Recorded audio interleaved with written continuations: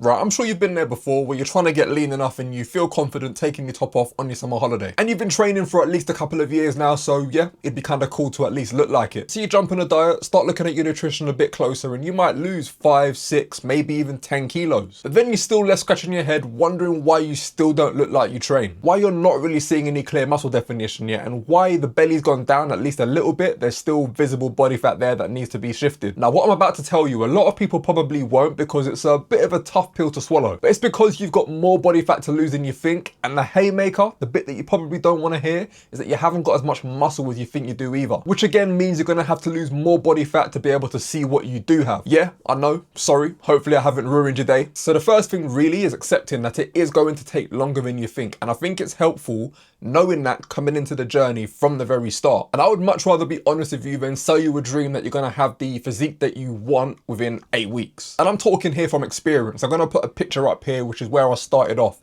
at 86 kilos. And I thought, you know, if I lose 10 kilos, that would be plenty. So that's what I did over the next 12 weeks and got to this position here. Still not really happy with how I was looking. And I never would have thought that I would need to have lost another 10 kilos on top of that to get myself into this position. Now, in this moment, I know it feels demoralizing knowing that it's not going to be as quick a process as you maybe come into it thinking it's going to be. But the way I see it is, what's your other option? Give up and still feel uncomfortable within your body? Because the time's going to pass anyway, and I know what I would rather choose. So like I said at the start, the first thing is aligning your expectations. Now, if we're really going to go for this, for most people, 16 to 20 weeks of a real focused attempt in a fat loss phase, maybe 1 or 2 diet breaks sprinkled in, is going to be enough to get you in the shape of your life. Depending on your starting point, again, like I say, I want to be honest with you, it might take longer, but for most people, that's going to be the sweet spot. And to be fair, if you're someone who hasn't got past their first 3 to 4 kilos of loss, even losing 7 to 8 kilos in your first 8 to 10 weeks is still going to have you in the best shape that you've ever been in. But riding through that phase, knowing going into it, it's going to take longer than you initially thought.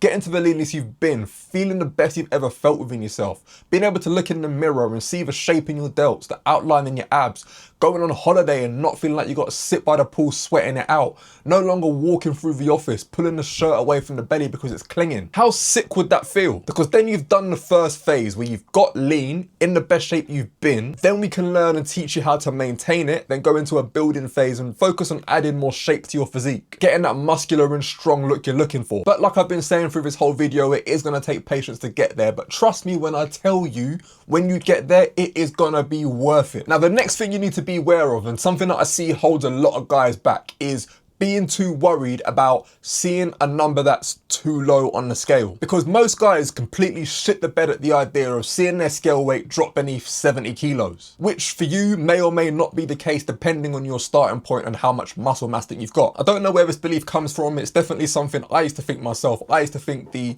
higher my scale weight, the more muscle I had, and you know, it was not as manly to be weighing in the 60s, but that is literally what it took for me to get into the leanest I've ever been.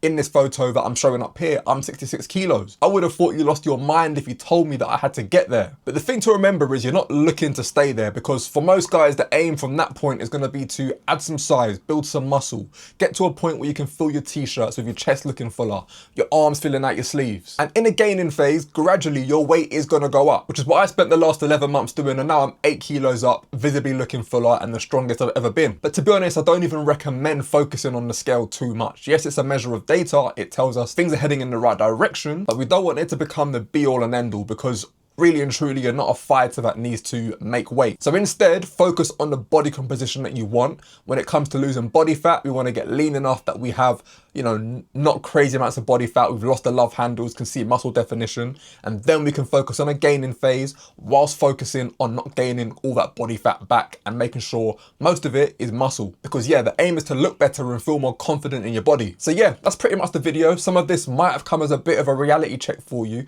but that's what I'm doing on this channel, keeping it real, especially in an industry that's built on bullshit and selling you unrealistic expectations. So if you're looking to swerve all that bullshit, make sure you hit the subscribe button and watch this video next, because YouTube reckons you're going to like it. Cool.